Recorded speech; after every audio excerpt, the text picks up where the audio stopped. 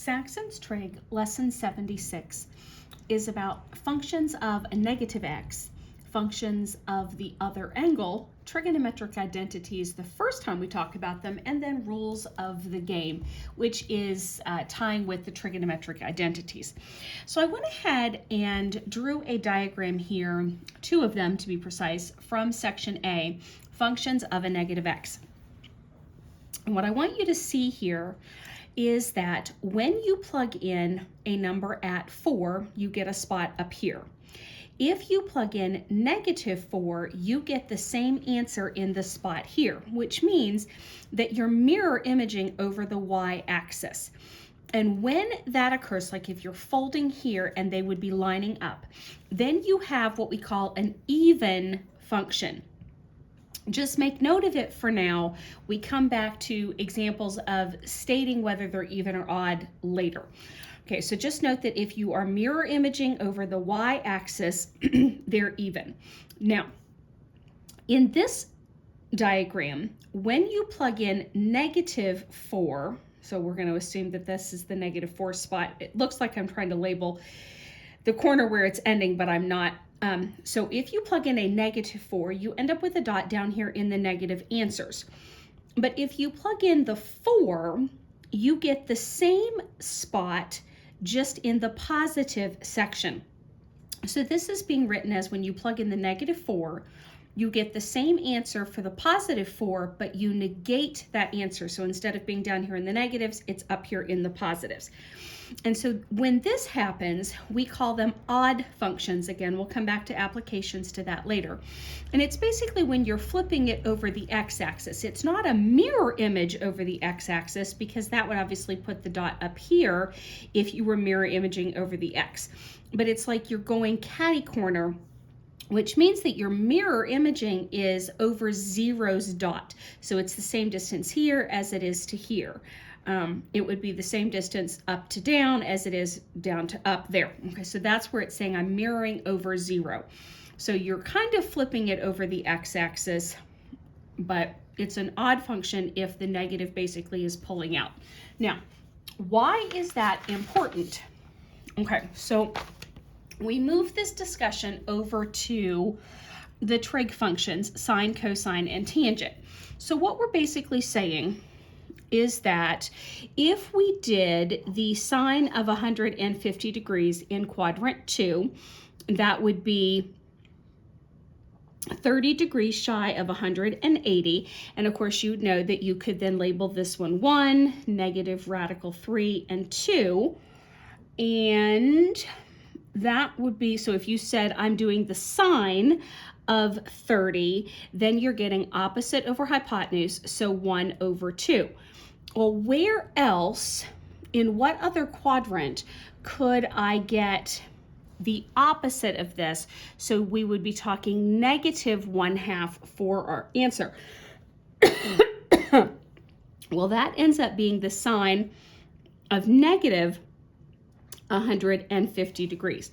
So 0, -90, -180. So I would be here in the third quadrant, and I would have the same 150. So 30 degrees is the gap to get to -180.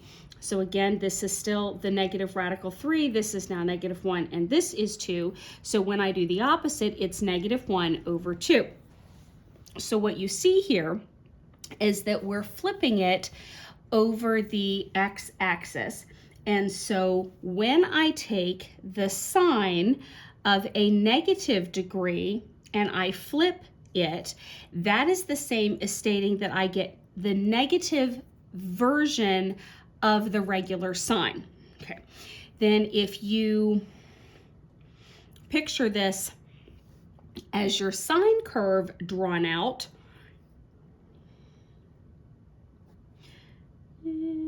something along that line. That's not quite the same height there. You are from here to here and then here to here. They're obviously flip-flopping. And so if you did the cosine of 30 degrees, you would get the root 3 over 2. If you did the cosine of negative 30 degrees, you would get the same root 3 over 2. So on the sines, you're pulling the negative out. On the cosine, when you're comparing negative theta, what you get is the so it's like you don't care about the negative part. It drops off. So the full chart gives you sine goes with pulling the negative out. Cosine goes with dropping it to a positive. Tangent of negative theta it matches the same as what sine does. It pulls the negative out in front. And then the opposites work exactly as you would expect.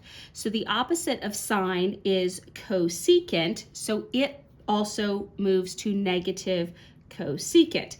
Cosine's opposite is secant, and it moves to the same, just dropping the sign to positive. And the same with cotangent, it changes to negative cotangent. So they match up with their opposites, which is very helpful. So basically what you need to memorize is that sine and tangent pull the negatives out, and cosine just drops it. So that is all of section A. And then they move to sort of similar. Functions of the other angle. Okay, so I would have these in my notes for sure as key points, all 6 things, or at least the main ones, and then just remember that their opposites work the same, however you want to do that. All right, so what we're talking about here is a triangle. If this one's labeled theta, this is 90 degrees, then I know that this degree, no matter what this degree is, has to be 90 minus a theta. And that's what they're talking about, the function of the other angle. So if I pulled the sine of theta, I guess I should label some parts here, A, B, and C. So the sine of theta would be opposite A over hypotenuse C. How does that, or what wording gives me the same A over C if I'm talking about the, 90 minus theta? Oh, I didn't leave myself much room here. Okay, so how does A, which is adjacent, and the hypotenuse, so which word matches with adjacent over hypotenuse? Cosine. So here's what we're basically saying. The sine of theta will give me the same answer as doing the cosine of 90 minus theta. Okay, so you can continue to prove to yourself all of these, but it's working the same way. So the cosine of theta comes from sine of 90 minus theta. You're going to start to see a pattern. The tangent of theta matches with the same as cotangent of 90 minus theta. Those are the 3 basics. Cotangent of theta, I'll just kind of work them backwards, is going to be the tangent of 90 minus theta. Each of these should have degrees, but there we go. Okay, so then working backwards, I would need to do secant of theta equals, now here it differs just a smidge. Secant is the same as cosecant 90 minus theta. And as you would suspect, cosecant of theta is the opposite of secant of 90 minus theta. So these would be the other set of information that I would definitely have in my notes. Okay, now they've identified all of these things. Just a second, let me see if there's anything else here at the tail end of that. Theta, same values, yep. Cosine means the sine of the other. Okay, yep, you basically have what you need. Okay, part C changes gears. Now we may use these rules in this next piece, but trig identities, talking about it for the first time, it basically means that you are going to be given some information. Cosine of x equals, or cosine over secant of x equals, this doesn't work, but sine of x we'll say. They're going to give you something like this.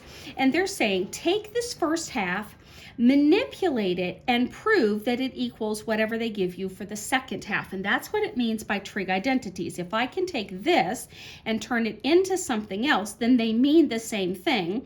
They prove the identity that this is the same as this, or backwards, this is the same as this. Now, it then morphs into part D, where it wants to talk about the rules of how you go about doing this, and they call it the rules of the game. So here are their three key pieces. Substitute an equivalent expression for any part of the given.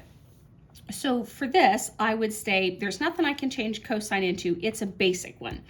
Secant, however, is the opposite of cosine.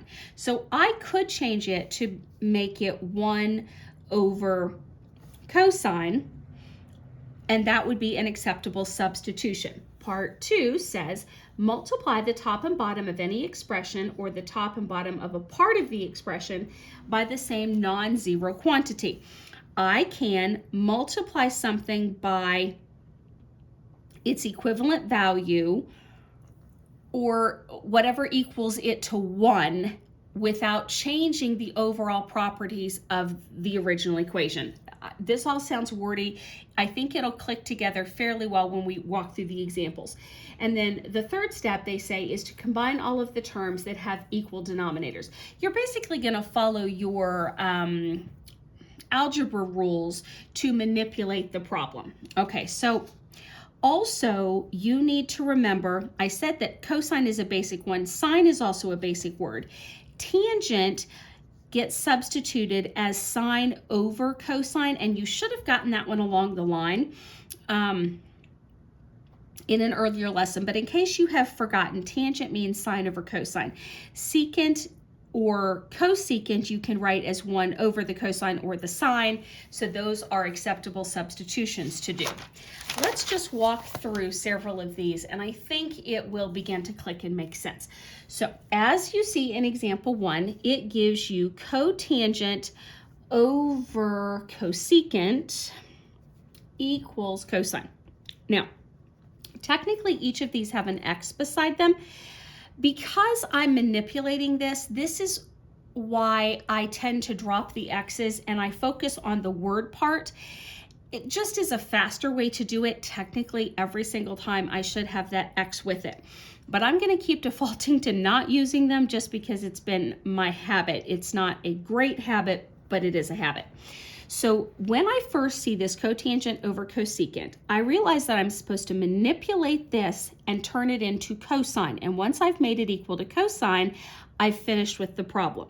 So I ask myself over here in the left-hand first part, how can I change this? Well, what can cotangent be changed into? Well, it's the opposite of tangent. And that means I could write it as 1 over tangent, but I remember that tangent is sine over cosine. So that means cotangent is the flip of that, so it's cosine over sine. And then what is cosecant the opposite of? Sine, the s in the middle, so I know that that's 1 over sine. And then I have a fraction over a fraction, so now I'm following algebra rules. This one's going to flip and multiply, turning it into sine over 1. So now you can kind of see why I'm dropping the x's. This sine and this sine cancel off, and that just leaves me with cosine over 1, which is cosine. And oftentimes at the end, I will put the x back, but that's what they wanted me to prove that it was. And so the way I indicate that I have proven what I'm supposed to is I usually like to put a check mark at the end of it. So I see I've gone from what they wanted, I've manipulated it into, or substituted it into their different formats, I've solved it algebraically, I've proved what they wanted me to prove, and I've check marked it. Example 2, show sine of x cotangent of x equals 1 over secant of x. Sine is already in its basic format. I'm going to put it over 1 to make it a fraction because I'm fairly certain that cotangent is going to turn into a fraction. So I'm multiplying it with cotangent. Now we just did that. It was the opposite of tangent, so I can write it as cosine over sine. The sines cancel, and I'm left with cosine, okay? What is cosine? Now, I feel like I want to check mark it here, but that's not the form it wanted it in. Is cosine the opposite of secant? Yes. So I can write cosine as 1 over secant x. Like I said, I usually put it back at the end, and I put a check mark to indicate that I've done what they wanted me to prove. Example 3 says, show cosine of negative theta multiplying with sine of 90 minus theta equals cosine squared theta. Now, this one I do tend to keep the thetas because it gave it to me like I've got my 90 minus it, so it's an integral part of what I'm solving. But you should recognize this as the pieces we talked about at the beginning of the lesson. So on cosine of negative theta, do I need to keep the negative? No, I can just write that as cosine of theta. Sine of 90 minus theta, if I look back, that's the same as cosine of theta, and I'm multiplying those together. Cosine times cosine is cosine squared of theta, exactly what they wanted me to prove. I usually check mark it, and we're done.